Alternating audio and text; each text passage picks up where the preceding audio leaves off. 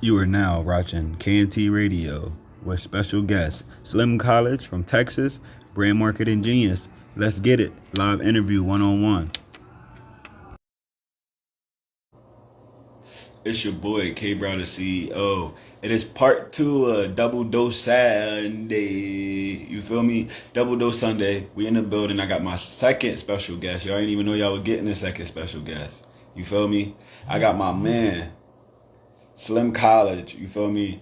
Partners with many yachts, you know what I mean? He got artists, you know what I mean? He got the tequila, you know what I mean? Octica tequila. It's a lot of stuff going on. You feel me?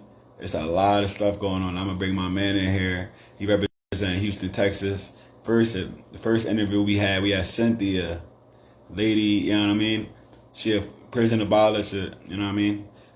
Abolitionist, that's how you say. I got tongue tied right there. She did 12 years in prison and then fought to get herself out. She got sentenced to life without parole, but now she's out fighting and helping other people being wrongfully accused. You know what I mean? That's why you're not supposed to be looking down on your brother and stuff when they give him that guilty, because you don't know how they got him guilty. They could have played dirty. You know they do that. You feel me? So shout out to all my fighters. Shout out to my boy. I'm about to bring him in here. Round two, Double Dose Sunday.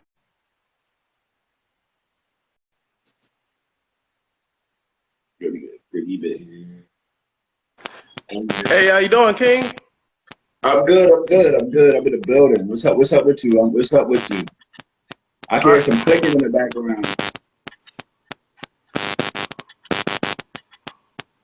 You hear that clicking in the back? There you go. Nah, them earphones, that's it. Nah, it sounds crazy. Hello? Nah, I can hear too much clicking in the background. What up, Hoop Jargon? Oh, my thing not connected. Hello? Yeah, I can hear you now. You good? No clicking. What's up, brother? What's up? Good to see you see your face again.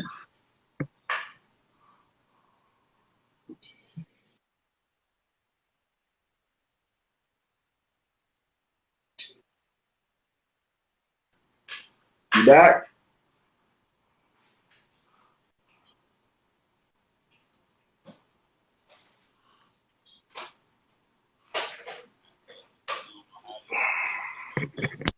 Hello? What up, lady?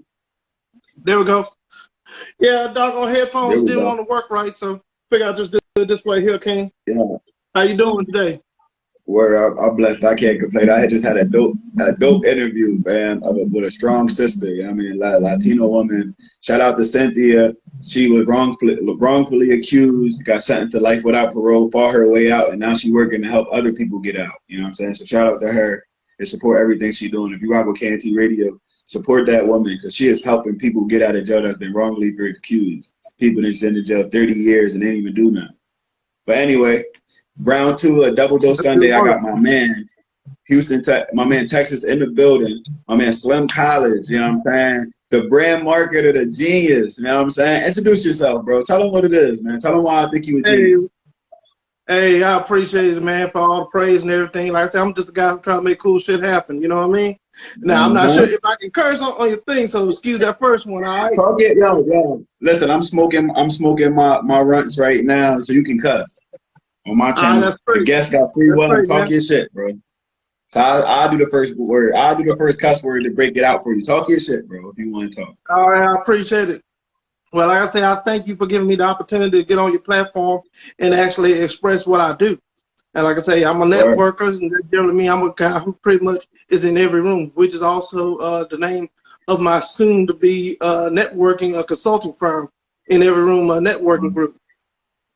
Yeah. And generally a small tap of exactly what I am doing. I like marketing for the simple fact that I love the psychology of marketing. And like I say, marketing is no more than the science of... We can't get past that. But it's KNT Radio. You got to get a meat and potatoes. What's the psychology of marketing? Because that's something that somebody probably can use.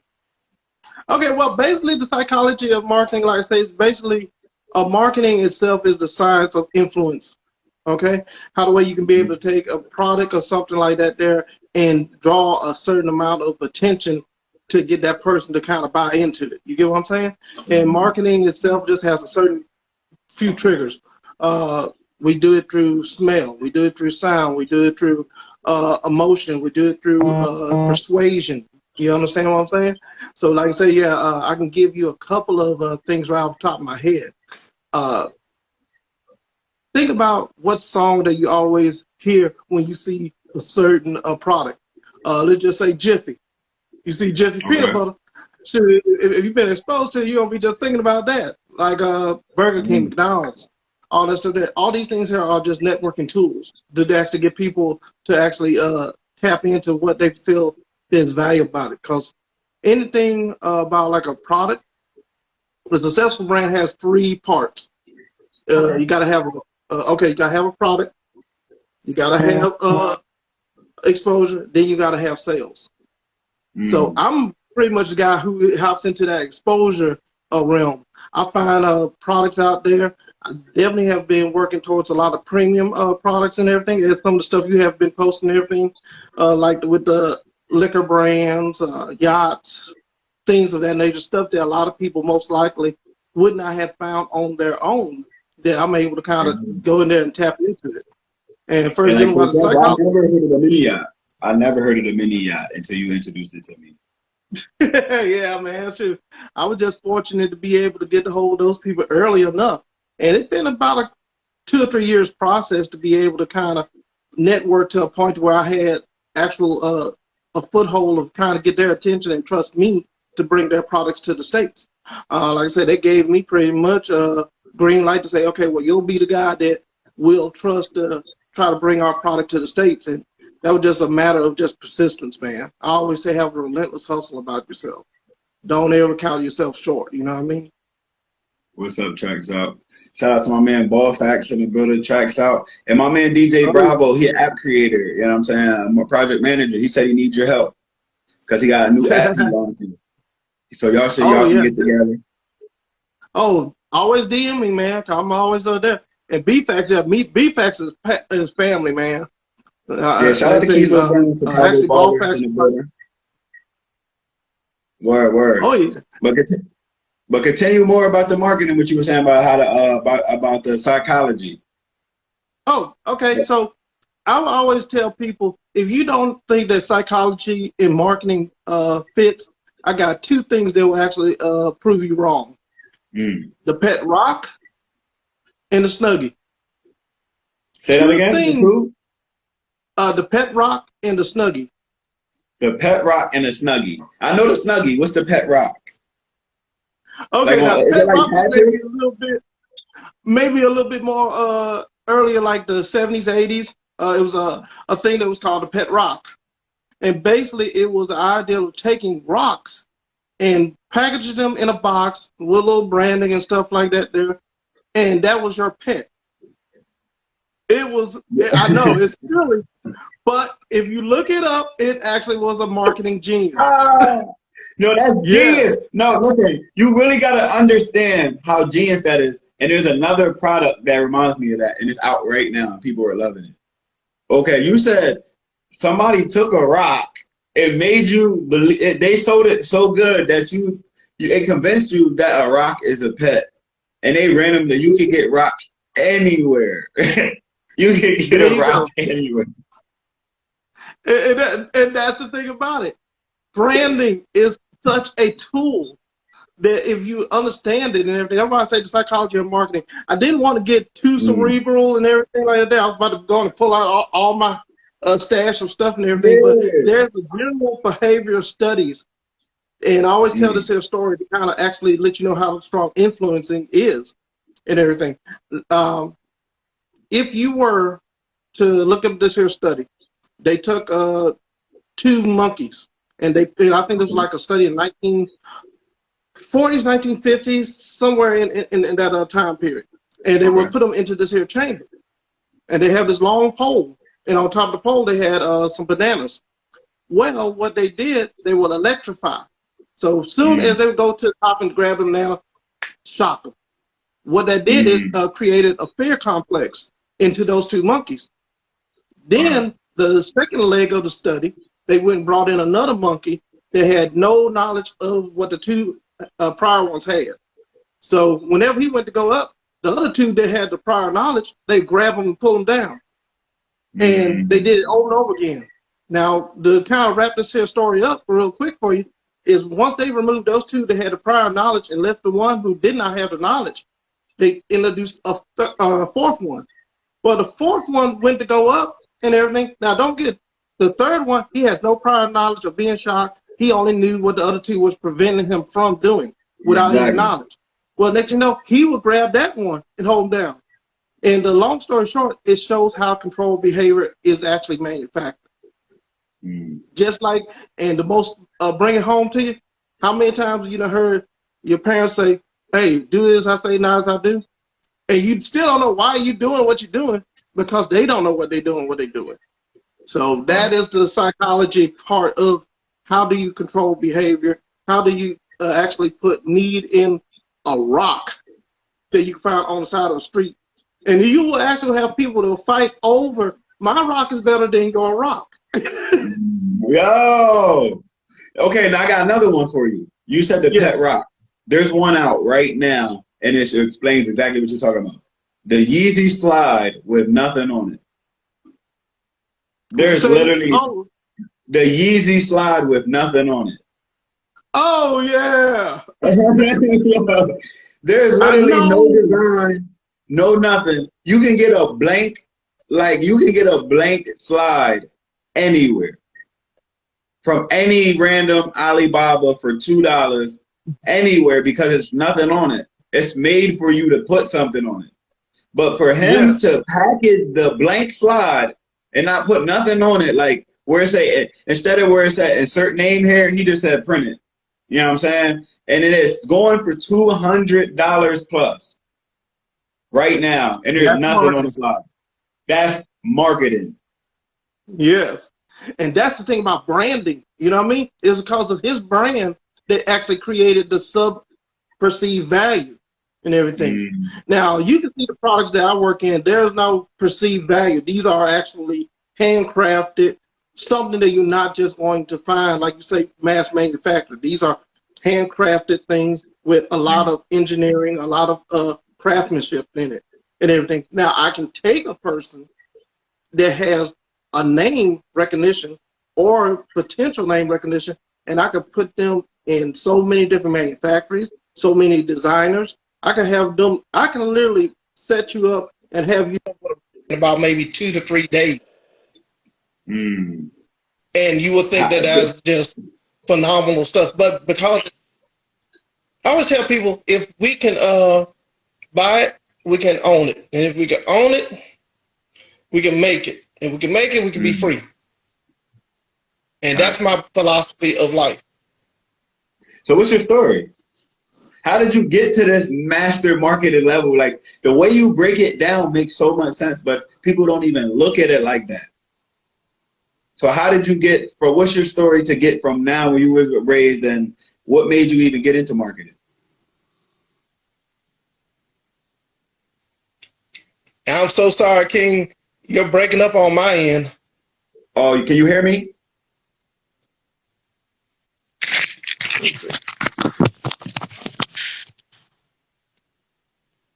Can you hear me?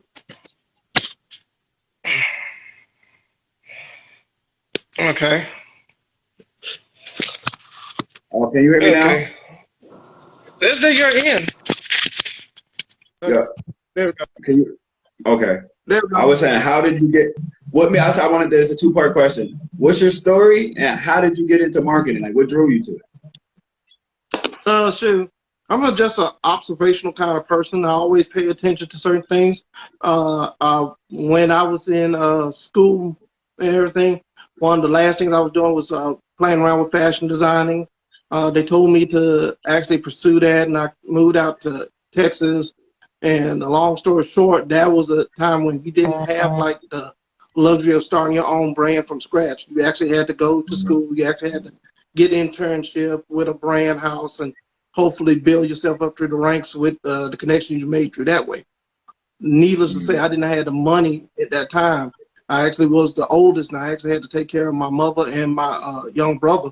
So I just worked And I just put that stuff there to the side, and I literally pushed that to the side for decades and everything. And when I got into this here whole ideal of doing what I'm doing now, it's just been decades of seeing different brands and always having an insight. I call it hyper awareness, being alert of trends, being alert of particular things, how the way things move and operate. And to be honest with you, COVID has been the thing that really just launched me into what I'm doing now. Because when COVID happened, everything shut down. So it opened up access to people that you normally wouldn't be able to get hold of, which was through the porthole of social media. So I didn't have to worry about the CEO scheduling a meeting 3-4 months in advance. If they put up a post, I could jump on that post and put in a quick comment and maybe hit a DM or catch them on live, and then just start talking my talk and try to add value to what they were doing. Because like I say, Ballfax, he can definitely speak to that. That's what I did. I found him because I was actually a person that was following Big Baller Brand. And everything with Big Baller Brand was run up on my feed. And I would find people like him, and I talked to him. I said, hey, man, I like seeing what you're doing and all this stuff there. Hopefully, like I said, yeah, I can be able to add any value to it. And by that time there, I had connections with like AB the Hero, if you're familiar with him. A couple of other people. I had him on the show. That's my guy. Shout out to AB the Hero. He was on the show. That's my guy. Yeah, because AB can tell you that I was rocking with him before he even got affiliated with Big Baller Brand, when he was just making videos as well. So I got a chance to see his journey from. Word. So what drew you to the Big Baller Brand? Because like, did you like their marketing scheme, or was it something marketing, or was their ownership? Like what drew you to make you? Because you said you met a lot of people who following Big Baller Brand. What made you follow Big Baller Brand? The commitment of the family. That what it was. It was a commitment that it was not just a brand; it was a family story in the making, you know. And it was just something about that I really related to. And like I said, they were just, I just kept on like just getting deeper and deeper into seeing what was going on. Now then became maybe like a lot of people who said, you know, man, they really trying to put a bad light on this here family without even understanding the dynamics of what it is they're trying to do. And I look at him as one of those positive threats to a broken system. Yeah. And can you elaborate more on the broken system, so for people that don't understand what you're saying? Well, I guess that part where I say Big Baller Brand is a threat to a broken system is the idea that the fixed mindset in pro sports is that you have to go through their chamber of acceptance before you have relativity and value and everything, which was like I said, you got to go through the NCAA, all that stuff there. You can't benefit off of your own talent and likeness and stuff if you're in a college program and everything. All that stuff there didn't make sense for a long time. And like I said, have somebody that was bold enough to challenge that right off jump. You just say, hey, I got a brand and this is what my sons are stepping in. They don't need to wait for you to say that they're valuable. They're going to show you that they're valuable. And it was just that boldness, you know what I'm saying? But like I say, people mix up confidence for cockiness. Cockiness is something that you can have without anything to back it up. Confidence comes with accomplishments. He already knew that he had trained up his sons. He already had the whole thing with Chino Hills and everything. They already was stars in their own right there, anybody that was paying attention. So he had the confidence to know that, hey, if anybody can do it, we can do it. And he just committed to that. And his marketing, it was amazing. Like, if you got to think about it, okay, right? Melo came into the league with 7 million followers. That's marketing. Yeah. 7 million at 18, 19? Yeah. How you not even step on the court? And another thing too, I'm gonna speak on. I'm gonna get back to you. Number one jersey sold in the whole NBA as a 19-year-old. up into the All-Star break. That's marketing. You couldn't even get his jersey. We're not talking about a LeBron. We're not talking about a Curry. We're talking about a rookie sell the most jerseys in the whole NBA for a whole half a season. Shit is incredible. The marketing. Because it's the story. Everybody know they're trying to blackball him. You know what I'm saying? Everybody know they're trying to blackball him. So when you see a person get, like, it all goes like this. Like we're going to use Jello as an example, but there's many other examples. Yeah. Shout out to Snags. That's the founder of my Beagle family, Self-Elevation. You know what I'm saying? It's all about being self-sufficient. You feel me? That's pretty much it. But anyway, we're going to use Jello as an example, right? Yeah. Jello, we're going to go into the marketing first, and then we're going to go to the blackball, right? The marketing, Jello has 2-point-something million followers and a couple 100,000 more than the whole NBA Hornets team. A training camp player that's trying out for the Hornets has more following than the whole Hornets. You feel me? That's marketing. And the blackballing part, right? We're going to go into Jello, right? And it boosted their story. Because when you're blackballing somebody and you don't get to see them, it works. It does. You know what I mean? But if you mess up and give them that opportunity, and the whole world see that, oh yeah, like y'all were hating, like you can't stop it no more. It's blown up now. You just gave him a platform, and he's thinking like, yo, I know these dudes didn't do that. They effed up. You know what I'm saying? We hear it, bro. You put a camera like Jay-Z, like my man Jay-Z said, like, if I walk up to you and you say you a rapper and I say spit and you say you don't do that, you're not a rapper. Yeah. You know what I mean? You're not a rapper. But more into my man Slim College, I want you to get more into the tequila, the Octica tequila, you know what I'm saying? Because I know you're a marketer for that. So you got to get some people out on that and put them on that weed. All right. Well, like I say, Otaka was one of the brands, like I said, I sniffed out and everything and caught hold of them early. And like I said, it's a premium brand of tequila. They are actually based out there in San Diego, California, but tequila is made in Mexico, and they actually have their plants and stuff down there. Man, they're not playing and everything. And I've been working I actually invested money into the brand itself, so I do have a true invested interest in their success. As you should. I like how you say that. A lot of people don't even invest in their and then this is I actually want to commend you for that, because a smart person. Because most people they have too much pride to invest in somebody else. Like, yo, this dude, I might not be able to do that, but this dude is low-key all right. You know what I'm saying? He don't got the funding, but he got the ideas. You know, I got the funding, you know what I'm saying? That's smart. You know what I mean? Like, that's smart. Like, you know what I mean? And then when they blow up and become an Amazon or something like that, you have a stake in the company, and then them points, for example, right? When you Dre Beats, when he sold it, Dr. Dre, he owned 20% of the company, right? So that's a 1/5 share, right? When you sell 20% of a 3.2 billion, you know what I mean? That's just, you feel me? That's 0.2, right? Of 3.2 billion. It don't sound like a lot, 0.2, but when 20% of 3.2 billion ended up being about 700 million. You see what I'm saying? The little points of him investing in somebody else's business, they just use his name. But they're the tech behind it in the way you're doing it. You know what I'm saying? A lot of people could be doing this because a lot of people, instead of them like, okay, I'm going to do it myself, when they're not really that good, can just be putting that same money into their homie and like, yo, listen, you got it, man. Listen, like, I'm going to be just handling my stuff over there. Let me do this. And that's when it blows. Because you invested. And another thing too, what about them made you invest real money into them? A lot of people will say they support you, but they won't put no money up into a brand. You already know.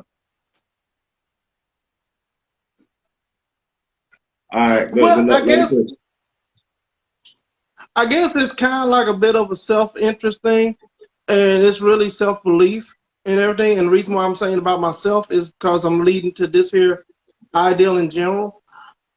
A lot of people have fell into the ideal of not buying into themselves, that they are going to be the ones who they need to save themselves. You get what I'm saying? And yeah, I got you.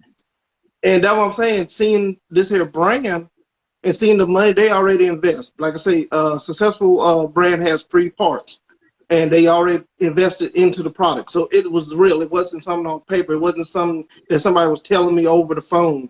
It was something that I saw that was tangible before I got involved. You know what I mean?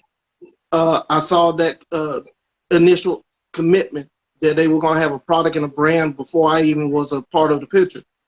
Then I said, okay, well, guess what? How many times we heard say, man, if I was there at the beginning, oh, it would have been great to make an investment. Well, guess what? Yo, they're so crazy. Many people say that, especially in stock. Because Amazon probably was, if somebody probably came to Jeff Bezos or Tyler Perry when he was homeless writing in his trunk and be like, yo, listen, here's 10,000, you know what I'm saying? Make a movie. That person that gave 10,000 would probably be worth millions right now. You agree with that? And that's the thing about it. We are living in the age of rapid growth and everything. A couple of observations that I have had about COVID was, the first one was in the first few months when they had the actual shutdown. If you were aware, people automatically, especially in this here country here, started reverting to what they consider the European mindset, where leisure was more important than work. You start seeing families hanging out together. You start seeing people being more enjoying of their surroundings and stuff. Because I live in an area where average house is most likely around about 850. You know what I'm saying? So there's a lot of money around here, and you never would see people hanging out and enjoying themselves on the weekends and stuff like that, because they're working to have something that they can't enjoy. Exactly. You know what I'm saying? So actually seeing that their shift happen, it created a lot of opportunities, because now these people got money and they got aspirations, and now they've been beginning to invest in themselves. They begin to see that, hey, maybe I want to do something a little different than get up, work, come home, and repeat the same cycle and don't enjoy life. So that's why I say luxury brands are having a different shift. It's more lifestyle brands as opposed to luxury. You're not just buying a name, you're buying a lifestyle. So I'm saying, hey, well, shoot, people's definitely drinking. So I'm not even going to bypass any new brands that are coming up in that market. You know what I mean? If you're dealing with any kind of investments, I would tell you energy technology, anything dealing with services, food services and stuff. I'm even working on a plan in the near future to develop a food service app and everything. And I'm working on listen. My boys, listen, he needs your help with marketing. You need an app creator. He's an app creator. I'm just saying. Oh, DM me straight up, man, because that way I can break it down. Because I actually got a top YouTuber who I'm after working in partnership with, because he does a lot of stuff in service apps and everything like that. And going to take his audience that he already has, and we're going to kind of test market him. I'm looking to try to test market in Atlanta and here in Houston, and maybe a couple of other key areas, and see how the way we can run it. Because I'd rather be amongst the ones who have it and benefited from that way, as opposed to just a person that's just working in it. So it's definitely going to be some deep conversations. But shoot, I don't know, man. I'm just proud to have the opportunity to be able to talk to you, man, because you're doing real work over there. You making real moves. And I'm like, yeah, man. Okay, because you know me, you already talked that we're going to work on these here showcases and everything. We already got artists ready to go. A lot of artists out here, you know what I mean, representing the 717. Shout out to all the artists in the 717. Shout out to 717 Radio for popping on the chat, you know what I'm saying? But I wanted to get more. How did you get in touch with the mini yacht people? What are they? Jet Capsule, right? Oh, same thing. Same thing where I kind of like in the very beginning of me actually being on Instagram and stuff, just finding cool shit, you know. And I ran across them. I said, man, I've never seen nothing like this here before. And I backtracked it and opened up communications with the owner of it and everything, who's in Italy. And, you know, I just talked to him about maybe like about a year, just, you know, reposting, general conversation and all that. And then I just pulled the trigger one day and I said, hey, let me do this here. Have you got any plans to be in the United States? And he said, yeah, I would love to be in the United States and everything. I say, well, do you have any sales team or anything? Say, no. I say, okay, let me do this here. If I'm able to get you a sale in the United States, you give me a percentage. And if I don't get no sale, you don't got to worry about no percentage. And he said, that sounds like a plan. We made the agreement. And then I started to work. Everything went flat for about maybe a year.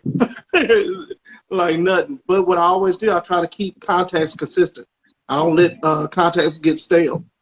So I wound up talking to this person who's a friend of my wife and everything, and he works in the government. And it turned out that they had a friend, which, well, no, their daughter, who is also boyfriend and her. I'm sorry, this is a real kind of like a connection piece. So bear with me as I put That's how it works too. Yeah. Okay, this is their, I think their niece. Yeah, this is their niece who was on the Survivor show, which her and her fiance met on. Well, he's down there in Florida, and he has a charter boat service and everything. Mm-hmm. So they connected me with them because I showed them the whole thing with the luxury yachts and everything. And he told me that his friend is the actual personal seed dune dealer of DJ Khaled. Mm-hmm. Now, where DJ Khaled comes into play, he did a post on Instagram talking about yachts and stuff. He talking about, yeah, they don't want us to own yachts. They don't want us to have our stuff and everything like that.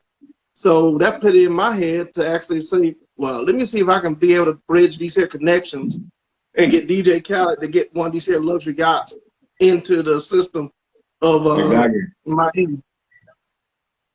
That's dope. Yeah. And like I said, long story short, it's still a work in progress, but I wound up interviewing this here guy who is signed with QC and everything and introduced the product to him. He is getting a group of people together, and they after purchasing and having it brought to the U.S. Because, like I say, these are things where they're handcrafted, so it ain't like you just going to a lot and pull one. You know what I mean? Mm-hmm. So let's see. In the next maybe 6 months, we might have a completed product. So it takes about 6 to 8 months to have it built and crafted out. And he's planning on putting it in one of his music videos. It might be a launch of a whole bunch of sales for me in the near future. And we're just going to try to make cool shit happen. Word, I love the way you say that. Make cool shit happen. That's really what it's about. Living your life and doing what you love doing it and enjoying it. You know what I'm saying? Like, work ain't supposed to be like slavery. You're not supposed to just feel like a robot, I pick things up and put them down mentality. No.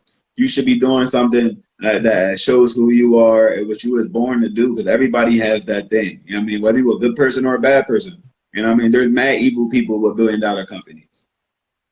Yeah, you know what I mean? Yeah. So, but you gotta separate the talent. You know what I mean? But I want to get more into you, right? Yeah. So I wanted to ask you about more. I wanted to get more deep because I like the way you talk about marketing. I see your eyes light up, and you give good knowledge. And shout out to Cynthia Alvarado Media. She was just on here. You know what I mean? That's a strong woman right there fighting for our rights every day on the streets, hard streets of Philadelphia in the corrupt world. You know what I mean? Fighting mass incarceration and stuff like that. You know what I mean? Certain people deserve shout outs. You feel me? Oh, yeah, shoot. DM me, Queen. Let me see if I can add any value to your journey, because I definitely appreciate anybody that's doing stuff on that measure too, because I do believe that a successful society got to have these here key components, and it's got to have health, it got to have education, it got to have opportunity, and got to have justice and financial and everything. And if you are not trying to spread it there throughout a community, you do have a need of chaos. You know what I mean? And that's the thing about it. You're trying to eliminate the chaos, because when you're in chaos and everything, because people always be talking about, New World Order and all that stuff there, and always push back against that. I say, what is the opposite of order? Chaos. You know what I mean? the thing about it, you got to be able to at least have a sense of self. Because guess what? If you're taking care of your health, you stop worrying about certain things like death and all that stuff there as much and everything, or having health expenses. Education is hard to fool you because you have an educated mind to dissect certain things that comes across you. You ain't just giving into paranoia and suspicion. Okay. First dealing with having, justice, no opportunity. You won't have opportunity, so you can feel like I have the opportunity to give myself a chance to fail. You know what I mean? You want those things to be a part of your existence. And then justice, because guess what? If you don't feel like you live in a just world, it's easy for you to just give into the chaos and just say fuck it and just do the next bad thing because, oh, well, so-and-so is doing it and getting away with it. Why not me? So I always try to protect my own being by understanding the difference between, and then like financial. You get your finances right, man, too. There's a lot of shit that is easy in this world and everything. That's real. If you got your bag right, a lot of things happen. That is so true. Like, when your money right, like, things ain't usually too bad, eh? Oh, yeah. I tell people, I say success is basically off of options. You know what I mean? It's like the idea that I can go to McDonald's or I can get myself a $50 steak. Now, you don't have the option to get $50 steak. Now you done. You know what I mean? You're not free to have that choice. You get what I'm saying? Yeah, I agree. I agree. You most likely know this here. You grew up and you might got influenced with the ideal of big cars, big houses, and so on and everything like that there. And me, I always wanted to have a Lamborghini, but I wanted a Lamborghini since I was like 12 years old. And I wanted a Lamborghini before I knew what the price tag of a Lamborghini was or the history it was. I just knew it was a cool looking car. And once I got old enough and everything, those things kind of fell to the wayside. Number one, because of not having the access to get one. But being around luxury cars and stuff like that, I kind of changed my framework of thinking. I said, I'd rather have the money than to have the material item. And I'd rather have the money so that I can have the choice if I change my mind. I like that one. Because if you got the money, you can buy that anytime. But but you can also utilize it to do something else. If you, like you said, if you change your mind. I like that. That's dope. That is so dope. But I wanted to talk. You see the positives. What things would you say brands do that are negative towards their marketing? Like, it don't work. What things, like, as a good marketer, you also want to tell. You can tell what doesn't work. What things do you see people wasting money on that doesn't really draw any traction for your brand or product? Gimmicks and stereotypes. What do you mean by that? Those things are bygone. Okay, like I say, let's just jump in between mid-'80s and 90s. Okay. Mid-'80s and 90s, we started seeing hip-hop being slowly integrated into marketing. You will start seeing it being used in cereal commercials. You know what I mean? Remember, Kid and Play had a cereal. You know what I'm saying? I didn't even know that. I know. I got the Durkios. I got the Durkios. Oh yeah, I seen that there. And it's an ideal of that. In one way, you can create a brand that already has identity, but then when you're trying to take identity and slap it onto any brand, after a while, the people who pretty much are seeing through that there, it turns it off. You know what I mean? Like I say, let's just say this here. If the Pet Rock still being produced and then they put a chain around it in a Kango, it might be cute for some people, but it'll be pretty much like, really? This is the way you're trying to get me down? The hip rock or something, you know what I mean? Where he got Adidas jacket on or something. Yo, that's Shoot. crazy. Hey, you know what? I might have to go and call my people. I might have to call my people and tell them, hey, write this down. Yo, So, the effective marketing is like it's a psyop. yeah. I mean, to me, one of the best people, not best people, but one of the best brands in marketing right now, for me personally, is Supreme. They literally will sell you a brick with Supreme on it, a can opener with Supreme on it. You know what I mean? And the thing about it, because they went and created a culture to where that name alone, that branding alone, is valuable. You know what I mean? Yep. It doesn't matter so much the item, but it is the branding. You know, the psychology behind it. You want to be a part of that culture. Yeah, and that's what I'm saying, because actually that's why I took some cues from with Slim College, because just to break down what Slim College is, that's my brand, and Slim College is an acronym. It stands for Strong Leaders Independent Movement. And, you know, and my whole thing about that there was, how do I be able to get people to buy into Slim College? Because the first thing I went with what the identity was for me, and I wanted to be able to take college culture and integrate it into the street, as opposed to the street culture and integrate it into college. You know what I mean? Because it was a time that, you know, Arrested Development, a lot of hip hop was more conscious. It was more cool to be in school. You know, Different World was a main thing, and everything that was making college someday you want to go to. You saw movies started getting crafted in that direction of being in college. You know what I mean? So my mindset was based on making my brand about that. But I pay attention to the landscape, and I say, man, this is most likely going to be a hard road to push. So then I thought about the medicine approach. And the medicine approach is that you will have a bad, bitter medicine that is good for you. Well, what you do, you wrap it up in some sugar. You wrap it up in a candy coating so you can take it. And then once it started doing its healing qualities, then it started whatever. So I come up with Uncle Rico, which is my Uncle Rico swag shirt that you'll see and everything.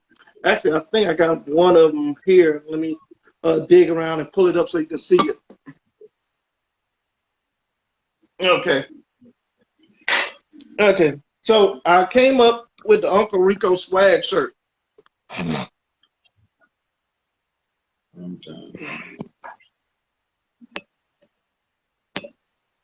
like that.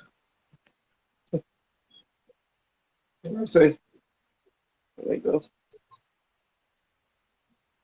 Slim College. I like that. That's something. Yeah. So, oh, yeah. So the reason why I came up with Uncle Rico, Rico is one of the characters I developed as an alter ego for myself, because I always would have my nephews over and I would joke around with them. I say, man, before your aunt came into my life, man, I was a young 20-something and I was going to be a stripper. And like I said, your Magic Mike. You was gonna be on your Magic Mike. I was gonna do it to him because I was nice and tight back then. You know what I mean? So I think most likely this is why I would wind up looking like at this here age, a retired stripper that's still trying to be chilling with the ladies and stuff. And I say, Uncle Rico will be a good character to present Slim College with, because you see the Jerry curls, you see the gold chain, you see some of the stuff that I was telling you about earlier. First, dealing with, if you put a branding on, and if you're just trying to do a so-called stereotype for stereotype's sake, it will fall flat. But this here, if you look at it, it's colorful. If you look at it, it has a personality. And you get drawn into the personality. So then when you get back to the back of the shirt, oh, sorry, that's the wrong one. That's the demo. And get around to the back of the shirt, and you see that there, and you're like, man, what's Slim College stand for? And then I tell them, oh, Strong Leaders Independent Movement. Oh, that's dope. Then I'm able to start going through then I start going through the education. And that's the part of saying, taking the medicine philosophy of it. So, yeah, man. So I try to be. Yeah, you make me and it's so crazy, right? it be guys like you that make the Nike, Adidas, and Under Armour what they really are. Yeah, Because like shit, I appreciate the way you get it, yo, the way you watching what people like you said, smell. What was the other one? How did you market again? You said smell. What was it? Okay, you do through observation of sight, smell, sound. Right. Like I say, yeah, you have certain sounds that you hear that are anonymous with a commercial or a brand. Like if you hear a bell or you hear like the first two tings of a jingle, if you Word. was introduced to that there long enough, it becomes a part of your attention. You know what I mean? Shoot, come on, you hear da da da da da. What was that? What is that? McDonald's, right? Yeah. Okay, just make sure you can hear me. Da da da da da. That's McDonald's, right? Yep. That's crazy. Yo, that sound. That's Yeah. crazy. You only ain't got you could have So finished it. I'm loving it. Yeah. You know what I'm saying? And okay, I got another one for you. Da da da da da da da. I don't know that one. What's that one? Hold on. Let me try it one more time. Da da da da da da da. No, I don't know that one. Oh, I can't get. I don't know that one. Which one is that? Let's see if anybody else got it. Anybody got that one? Say it one more time. Which one is that one? Which one? Do it one more time. Okay. Da da da da da da da. Yo, I heard that before. Yo, what is that? Yo, what is that? I know it's what. Who is that? Yo, someone in the comments help me out, man. Yo, I know that song. I heard that many times. And see, What and is that's that? the thing about it. No, think about it. Okay, I'll give them at least about 24 seconds, and then I'll reveal it and stuff like that. But it's Okay. part of those things, like certain colors and everything. If I say red, white, and blue, that is not synonymous with the American flag. What else is red, white, and blue that is synonymous The with a key? police light. The police light. Yeah, Yeah. that's why. That if you see the red, white, and blue, your whole heart, like you be sitting there driving, and all of a sudden, whoop! Yep, that's a key sound. That's a key sound. Yeah, You know what I mean? that's a key sound. Yeah, key psychological Yeah, triggers. that's actually marketing right there because you know it's the police. There you go. And that's what I'm saying. It That's just dope. knows some particular things. Okay, so it looked like nobody else kind of got it, but it is Love That Chicken from Popeyes. Yo, I just seen that. Yeah, they got unlimited commercials. Whether they're in your city or not, you go and see a Popeyes commercial. That's a fact. Yo, I just There seen you that go. commercial the other day. That's crazy. Yeah, man. Like I say, I could sit and I could talk about psychological triggers and things of marketing, but at the end of the day, marketing is no more than a tool. You know what I mean? Right. It's almost like anything else. It could be used as a weapon. It could be used as a tool. It can Right. build and it can destroy. You know what I mean?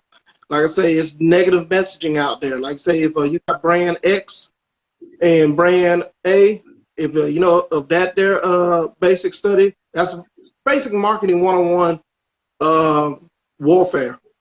So let's just say, yeah, me and you got the same similar brand, right? So let's just say there, Right. you got Coke, okay? And now I done got a Coke and everything like that there. Now, how can I convince people to not like old Coke and take my Coke? You know what I mean? Well, I Right. start off with finding negative things about it and everything. Oh, well, you know, real old Coke, man, shoot, that stuff there is bad for your heart, bad for your teeth, and so on, and everything like that there. And then you get a couple people that will maybe buy into that there. But this one here, it has less of this, it has less of that. Our packaging is recyclable and all that stuff there. So now you done created a negative on the brand that you're trying to replace. Now, Yeah. here is tricky shit of some of this here stuff. the stronger brand is going to acquire the weaker brand, and sometimes the weaker brand does this kind of attack just to get enough market share to get bought out. How many different brands Coke has bought that once was in competition that you might have forgotten about? RC Cola, ain't? Yeah. RC Cola, I don't see them no more. Like, where they at? Like, I don't see them no more. I really don't. There's so many Coke products, but they took the market out. Like you said, some companies are coming in with a plan of being bought out, which is smart. And a lot of people won't even think they just, it's my company, blah, blah, blah. You're not about to be even making no money. You might as well just take the big money for it, because they're coming with way more funding, way more marketing, way more team of people, because they're already solidified, and they're going to buy that Coke or that Pepsi regardless. They're not going to buy whatever you sell. Once they get into the game and start trying to involve yourself, they're shutting you down, or you might as well take the money. You can't compete with $1 billion company if you only got $1 million. Yeah. Now, it's a way that you can compete, but like you say, a lot of these tech companies and everything like that, they're in a horse race, okay? They are trying to hurry up and get as much money as they can so they can get their product out into the market and everything like that. But they got to be careful. A lot of those horses is just doing exactly what we talked about. They're just in the race to get bought out. Yep. You know what I mean? So they're not looking at it as long run. They're looking at it as quick evaluation, quick buyout, and then the top of the top is going to burn out with their money, and then they can start another project. But those investors who invested in the very beginning, if they do not reap the benefits of that sellout and everything, the lower ones is definitely holding the bag. You know what I mean? Oh, well, it didn't work out. And that's one of the things. And that's one of the things, like, oh, with technology, I love this shit here. I say buy the game board. And what I mean by the game board mentality is like this here. How many times that you might have seen or felt frustrated when you hear stuff about street gangs and street violence and stuff of that nature, and then them same neighborhoods are being bought out. Them same neighborhoods are being gentrified. So it makes you think about, you're fighting on somebody else's game board. You don't even own the own turf that you say that you're fighting over. Yeah, I agree. I agree 100%. And that's why I say that I read about the game board. So why not take advantage of some of these here tools and advantages and buy up some of these here prices, lands and stuff like that. There's actually towns in the U.S. that you can buy. There's around about anywhere from about $175,000 to $355,000 a whole town. That's crazy. People spend that on. Oh yeah, I got a project that I want to be able to do, and hopefully, if I keep on making the right connections and keep on making the right people and making sure that my money is correct, I'm after doing a reverse gentrification. I'm after buying a couple of these here small towns that used to be factory towns, that used to have industry, and they got pretty much started dying in the 80s. I came from a small town myself in Louisiana, so I can speak from experience. We had a garment district. Oh yeah, we had a garment district. We had soybeans. We had a lot of industry. We had the railroad that went through our town, and it'll pick up these here goods and services and spread them out throughout the country. Well, in the 80s, they started pulling out railroads and stuff like that and switching over to trucks and transport. Well, by doing that there, it made it less important for our town to survive. And then our town actually had a lot of small family, no bullshit, racist families that own 90% of everything. And instead of integrating, or instead of opening up opportunity to have competition that was not part of their bloodline and stuff, they would rather sell out or die out, Yeah. So my town has been dying for about almost 4 decades. You know what I mean? I'll go there and I will see a little less. We just got our first Sonic about maybe 7 years ago. Jeez. Yeah, my town is small, but it's like it's like the whole city's I'm from York, PA. You feel me? Yes. So it's only 5 miles wide, the whole city. Yeah. And Yeah, think man. about it, you most likely see a lot of potential that you can and I don't mind sharing knowledge, because if anybody's that's willing to have knowledge and willing to do something with it, this is what you need to pay attention to. Start buying up Exactly. small lots of lands and actually start turning them into RV parks. The reason why I say turn them into RV parks and stuff of that nature, because that is the most growing population of financial mobility that a lot of people don't even pay attention to. Because what happened with COVID, a lot of people started having to downsize and everything like that. When they started having to operate remotely from home, well, guess what? I don't want my home no more, because I don't want to be paying that big old note. I'm about maybe 45, 65 years old, close to retirement age. I got enough money. I want to travel the country. I want to see what's going on. They might even already have an RV. Now, the money of RV parks and stuff like that there is constant. You can have stationary places. I can link you up to a couple of RV communities that are in Carolina. Man, they are not joking. So long story short, yeah, you can do this thing where I take about 10,000 and I'll take about maybe a group of maybe 50 others, and we each put in 10,000. We buy the land. We make sure that the construction is in-house. We make sure that we have the governmental pieces are in place and everything. About RV park, man, you can just start making money off of that there. Yeah, easily. So yeah, it's all perspective, man. It's all about perspective, bro. So what's next on your plate? What you got coming up next? Shoot, be honest, man. Shoot, it's always that's really an something. entertainment game too. Opportunities just come and you just pounce on them and you make opportunities out of them. Yeah, shoot. Like I said, it's free opportunities if you live long enough to see them all. It's the ones you take, it's the ones you make, and the ones that pass you by. So you always choose accordingly on that. Yeah. So I love how organized you are. I love how organized you are. No, I mean like, I gotta have an organized brain. No, I'm not saying like most geniuses are klutz. Most geniuses.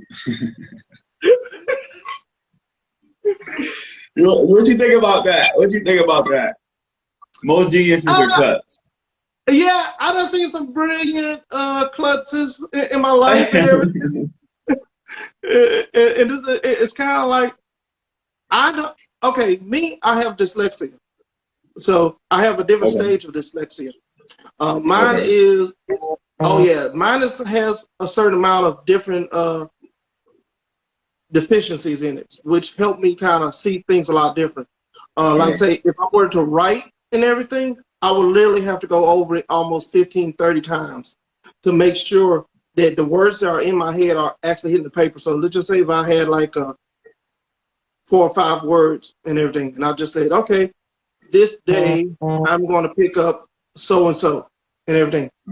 I will have this pick up so-and-so because I will actually have to concentrate. Reading and everything, I have to be focused because it's almost like looking through a tube, okay? Yeah. And then the tube is doing this here. That is the scattered focus. That's crazy. Yeah. So I will literally have to block out section by section to learn how to read. So then I learned how to actually do observation. I actually had a severe stuttering problem. I most likely stuttered several times throughout this here interview because 2 things that kind of got me into stuttering. First of all, I grew up in a time where young kids didn't supposed to speak when grown folks talking. So when you want to say something, everybody was shutting you up. So then if you're in the development stage of speaking, you're trying to, you know what I mean? So now you're like, yeah, if somebody's not stopping you, you're like, Word. You just preparing for it. Oh, yeah, man. And it was a teacher that actually helped me break that cycle. He told me, he said this here, and I'll never forget this here. He said, the reason why you stutter is because your mind has so much going on, it's trying to catch up with your mouth. And that there put a light on in my head. So I just started breaking down what I had to say prior to me actually speaking. And then I was able to start controlling my speech and everything. Every now and then I still will catch something to stutter me. Like I say, if I have a bad feed when I'm talking to somebody, I'm kind of like, okay, hold on, let me hop in. It's like hopscotch with my words. And everything. Okay, so now you went from I'm gonna get into you start podcasting too now, right? Now that is very interesting because, like I said, I work with a lot of YouTubers, and I was getting them guests, and then I was started acquiring more people in social media and trying to get them guests. And then, like I say, some of them, they was taking the guests that I was setting up for them, like BFAX, excellent, and his story is definitely remarkable. And then it was some people that they would say, oh yeah, and they never would take on the guest. So they didn't realize that every time I was setting up a guest, it was me setting up a relationship with somebody that trusted me to put them onto their show. Yep. So I had to keep those relationships seasoned so that they wouldn't look at me cross-eyed and say, well, oh yeah, you had somebody and they didn't come through. So I kind of decided, well, screw it. I'll start my own thing, which is called Mobcast, which was with my Mobcast brothers, Raymond Watson and, Terrell Lewis, Lewis Ward. And Mobcast actually stands for Minding Our Business. And so we would group together and we would talk and stuff like that. And I realized real quickly that individually, why don't we build up our own audience and then bring them together on a Mobcast? And then I started doing my thing with In Every Room. Raymond, he started the Herfador and everything. And Lewis, he kept on focusing on his thing, the Wealth Suite. So we kind of like started that way there. Next thing I knew, all the connections that I generally had already were easier for me to interview and build connections with than me having them sitting there waiting for somebody that never was quite ready or almost ready, Right. And so it's just be like people. So just like when one door closed, the other one open. When opportunity falls, people grow. Other people grow. You know what I'm saying? So you were waiting for somebody, trying to set somebody up with an interview, right? Yes. And then they didn't show up, so you got tired of calling them and was like, man, I'm gonna do it myself. Yeah, because I was comfortable being the guy in every room that you will see in these here pictures, or somebody would say, oh man, I know him. But I never was after being the front person. I was never after being the face of anything. And so that was one of the things that I had to work with, my own insecurities and my own things. Cause trust me, I do have them. Like I said, but think about a lot of people that you look at as successful and all of that, they generally will have a lot of the similar stories of like, hey, this never was the thing I was after being in or doing and everything. I just was in a position where I had to do something.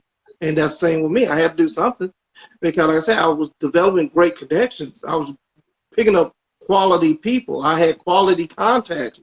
I got blue checks that hit me up regularly. And I'm like,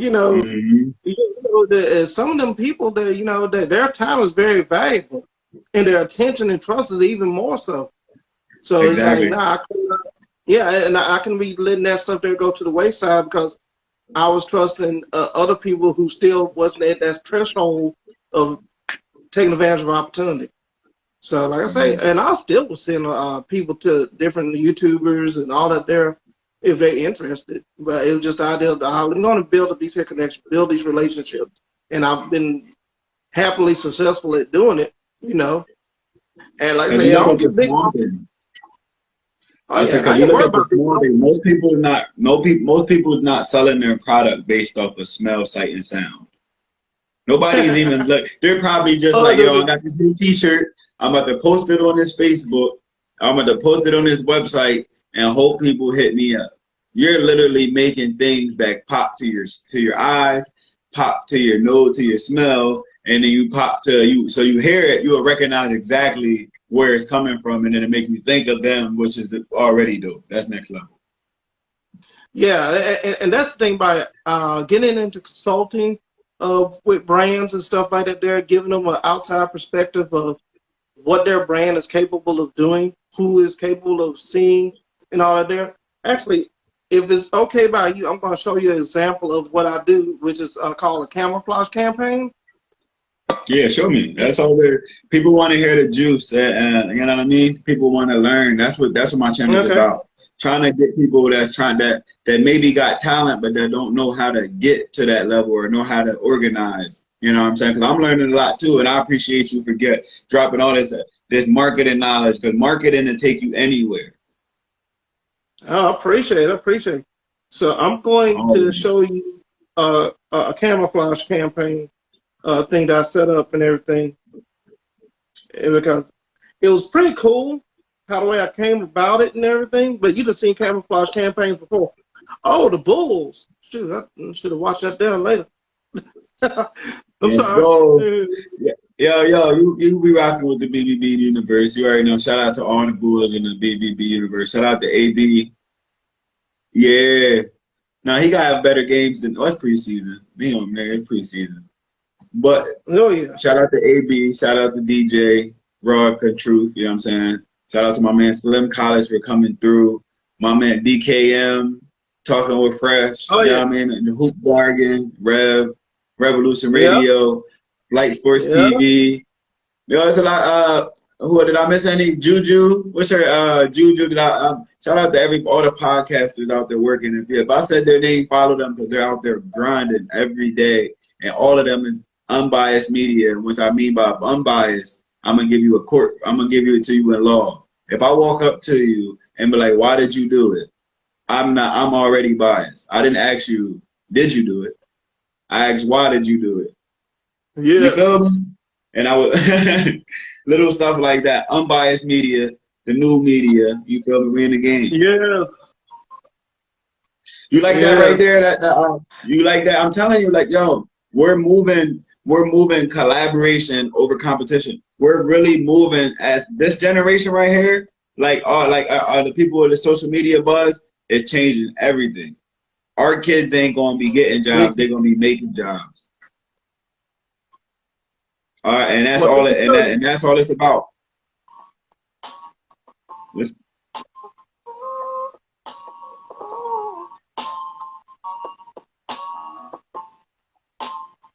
That's dope.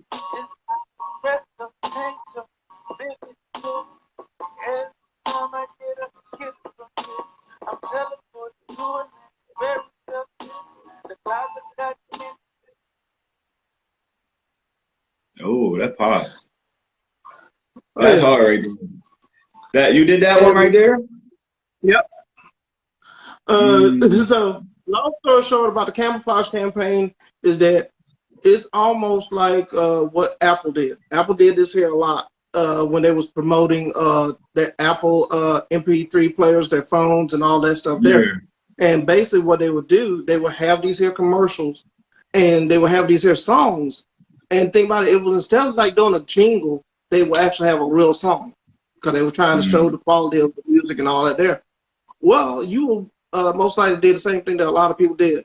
You were just so enthralled with the music, you try to find out like who was the music artist.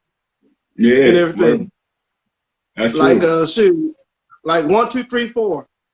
You know, that was Feist. You found them. I've found a lot of people. And what I did, I used that same strategy on this here. That brand there, that was not their original music. That was the music of an artist that I had here in Houston, and I laid it over their campaign, and I did a couple of clips and everything, because it was the ideal of their original music. Nah, that music was not. It was not the shit. It wasn't. Oh yeah, no, it was. Like just the little things. You just know every little thing to market, and that's why I want to sit down with you too, because I always want to figure out ways I can market my brand better. You know what I'm saying? And that's why we always want to learn from each other and stuff like that. But Oh yeah. back to my boy Slim, right? So you're in podcasting now.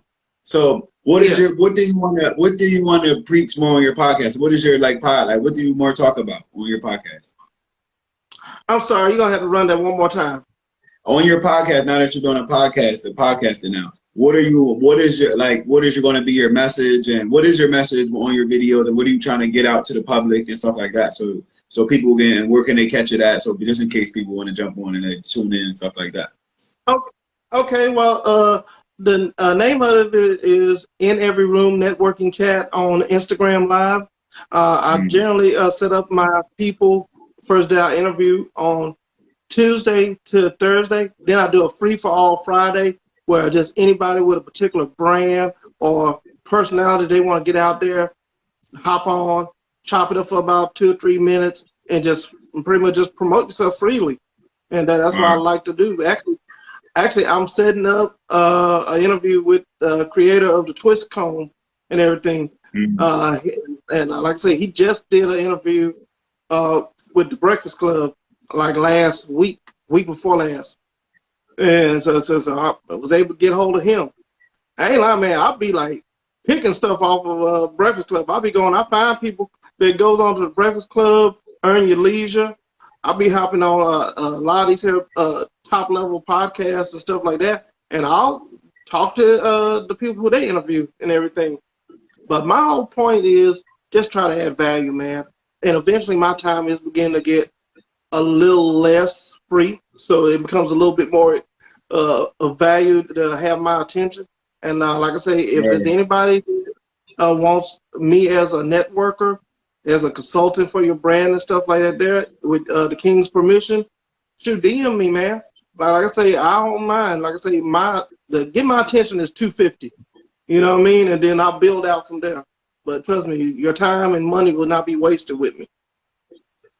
I usually turn over shit about 20. Oh yeah, I usually turn over stuff anywhere between 24 hours or whatever, because I've made so many connections. Right now, I'm trying to work a deal out with this here 2 artists in LA Gear and everything to get them on a promotional campaign. And like I said, trying to set up 2 or 3 showcases. I'm setting up with this here artist, like I told you about, that's getting ready to purchase the yacht deal. And I'm going to try to help him set up his own particular clothing brand and everything. So I and brand people for that. So like I said, I try to do what I can with what I got. I don't make promises, I only make connections. You went in and out right there on my end. Oh, okay. No, I was just saying first, dealing with anybody that need a networker, consultant like myself. Like I say, you just DM me and everything. Like I say, I'm not gonna break your back. I'm only like $250 to get my attention, and then we'll just build out from there. I'm working, like say, with an artist. There's a part of the QC record label and everything. And for anybody who don't know who QC is, that's quality control, Migos, all those kind of people. And I'm going to help him actually develop his own brand and everything. I got manufacturers, I got designers, I got all this kind of cool shit that most likely you would have to pay everybody individually to be able to be in the same room with them. Me, shoot, I'll hook you up and we'll get things going. Yeah, I'm gonna have to definitely talk to you on that. Cause I like the way you handle it. Like, you could literally just market things, or you know what I'm saying. You handle things you look at things that I wouldn't even think to even look for, and with me being a person who observe a lot and who study and understand trajectory of where things are going. Cause I'm a talent scout. My job, model agent. You know what I mean? So with me being a model agent and a promoter and stuff like that, and bring an artist, you got to know when to get artists and at certain prices and stuff like that, and their trajectory of when they're going to get big and seeing things ahead of time. You feel me? And for you to know you're looking at it from a whole different lens, and just having this conversation makes me want to elevate. You know what I mean? And I like talking to people like that. it makes me want to elevate what I'm doing, because like the little things that I'm missing, your guys like you are utilizing it all the time. Like red and yellow makes you hungry and stuff like that. The guys like you are the reason that everything. See, people, little things like that. You know what I mean? That's why every food thing is red and yellow. Little things like that. You know what I'm saying? And you're the guys like you are the reason they're like that, and y'all understand that, and that's why y'all continuously bring traction to your brand. And I love that about you. I mean, hey, I appreciate that there too. And like I say, a couple of things that I've been working in that I would love to be able to meet and talk to people on is, like I say, I got a couple of fast-paced brands. I got a couple of things that I call, you know, feeders and stuff. And a feeder, oh man, you need to invest in a feeder, big time. And let me explain what a feeder is from my perspective. A feeder is anything that is low overhead and consistent income generating. I'm gonna throw out 3 feeders you might know about or never thought about. Do yourself car wash. That's the first feeder. Laundromat. That's the second feeder. Then any kind of parking lot. You get what I'm saying? Yeah, these 3 things here, you can set them up. Yeah, they set up. They're easy to do. And guess what? This is where the big money comes in. Make it a brand. Give it a personality.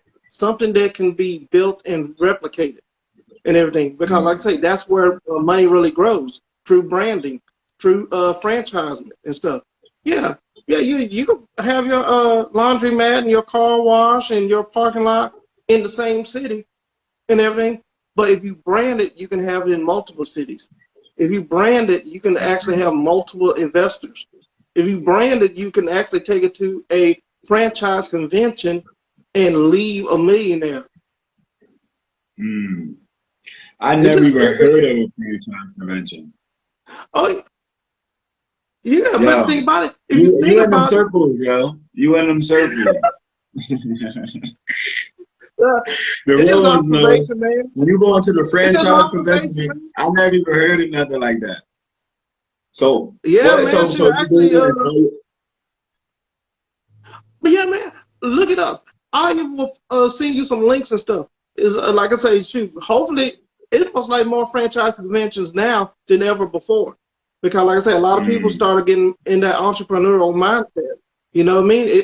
Entrepreneur, it can be out of 2 or 3 different kind of things. And this here branch of entrepreneurship that we're experiencing is survival and frustration. You know what I mean? Survival to be able to take care of you and your family, and frustration with the idea that I don't want to do what I had to do all these years. You're creating opportunity. So trust me, man. I'm ready to dig in. I'm ready to make cool shit happen, man, on a major way. Like I say, I got my own $1 million goal that I got set up that by this time in September, I should be hit another mill. And that's my whole thing. And it's like, if I hit it earlier, great. If I hit it later, great. As long as I hit it, that's the goal. That's the goal. Try like that.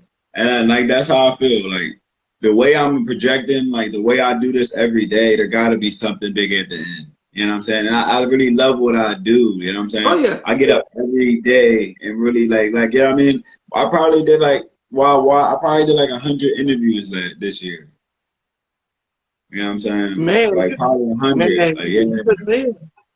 Like, bro, like it's like I still got my first 5. Hold on, man. Like, I still got. Tell you something real quick. I gotta show you this. I got this. You feel me? This right here. The magazine cover. You feel me? Yes, I saw that.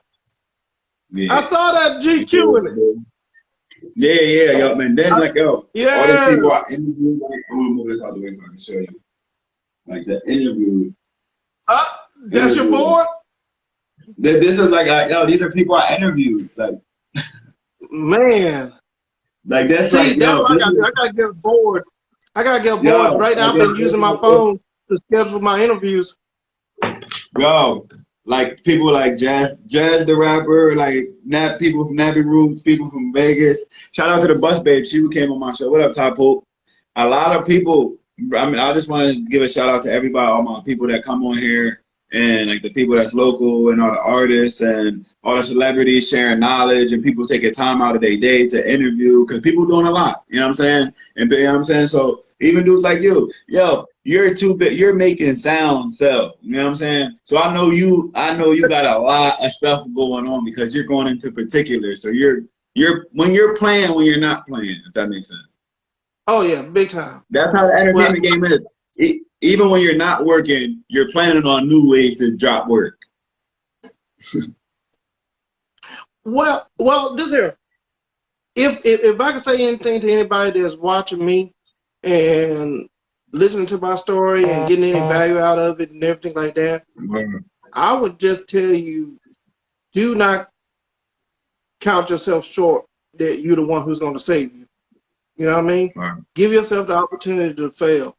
I mean, so many people, they're afraid to fail that they guarantee that failure by not even trying. You know? And like I say, life is nothing but a series of moments. You know what I mean? You better use them wisely. You know what I mean?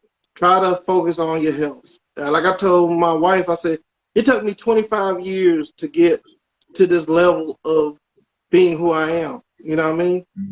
And I don't want to waste no more time. Like I said, the 25-year-old and all that there, yeah, you don't want to have your 50-year-old self saying, and I should have had did this and this and that.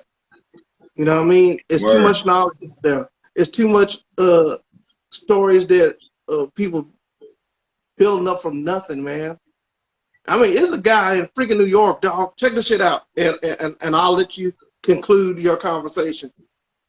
Okay. He wound up starting a business where he noticed people were waiting in line when they come to New York to see the plays and all that stuff there. They'd be in like hours and hours. So he stepped up to the person and say, hey, why don't you go check out the city, have a bite to eat, and I'll hold your place in line. He started a business like that. Next thing you know, he hired other people.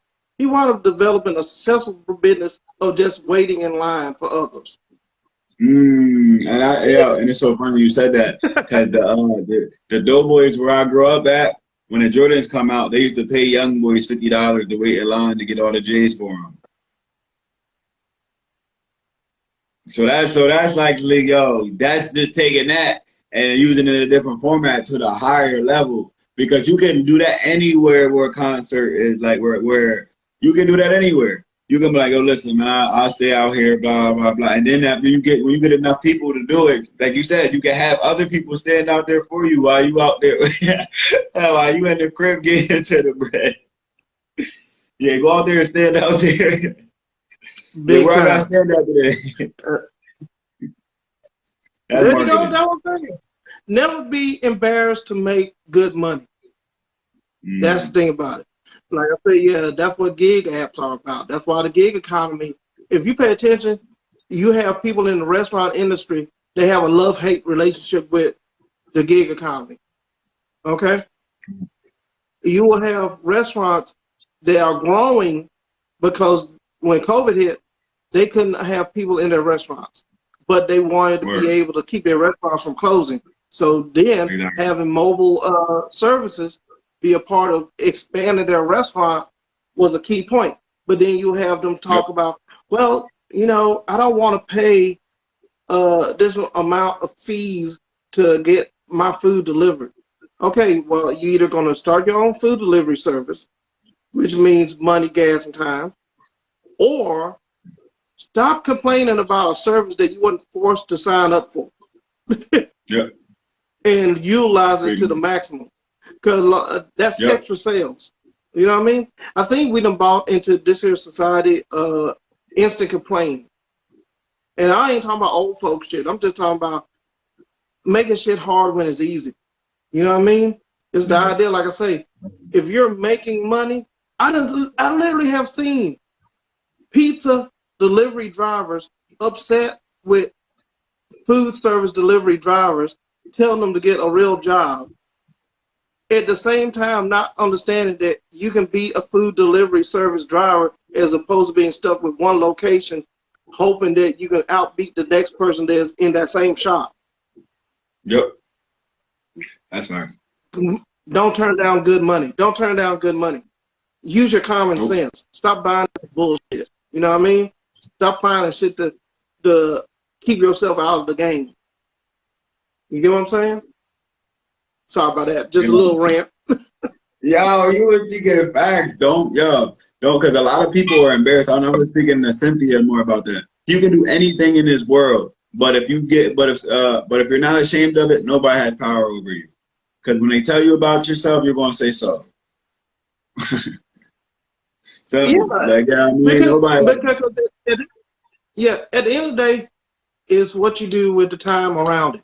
If you have free time, open perspective, hyper awareness, that's why I tell people, do not underestimate the power of having these cell phones in your pocket. Like you said earlier, how can a person have a social media account and don't promote and use that social media account to its fullest and everything? I will hear people that will have businesses that they need to have people in their business or see their product, and they're talking about, oh, well, I don't like doing social media. I don't know about that and all that stuff there. Oh, that's for kids. And at the same time, they go into freaking Starbucks. They go into detailed restaurants. They go into these stores. And guess what all of these things have? A social media account. They have almost every social media account that's in existence. And they also have an advertising budget. They also have access to commercials and radio spots. But they still see the value of a free platform that you can promote yourself. So why would you deny yourself being on that same playing field? That's real. That's real. But I don't want to hold you on here too long. So so I don't want to hold you on here too long because they're putting cap on Instagram now. So you don't know about the cap? Say it one more time. Oh, they putting a cap on the Instagram videos, live videos now. They used to have it like about 4 hours, and then it was like an hour, and then they kind of moving around. It's 1 hour now. Okay, well, I'm gonna let you. Okay, well, we have 58 minutes, so I don't want them to cut out nothing that you're saying because you just dropping gems on here. Hey, anything you want to say before you go? Shout out all your social medias and all that real quick. DM me. Okay, well, hit me up on DM. If you got any business or anything you want to promote and stuff like that there, hey, it's easy to contact me. If you need me to network for you, then we'll discuss purchasing my time and everything and my observational skills and everything to you and your brand. Thank you so much, King. Me and you were going to do some cool work. Hopefully, like I said, I'll holler with you after we get off and everything. But check out Fanbase. Check out Fanbase. It's going to be the competition to Instagram and a couple of other social media platforms. I'm also going to invest in that as well. So appreciate it, man. Appreciate it. Thanks for watching KNT Radio. Hit that like and subscribe button for more content like this. Gang.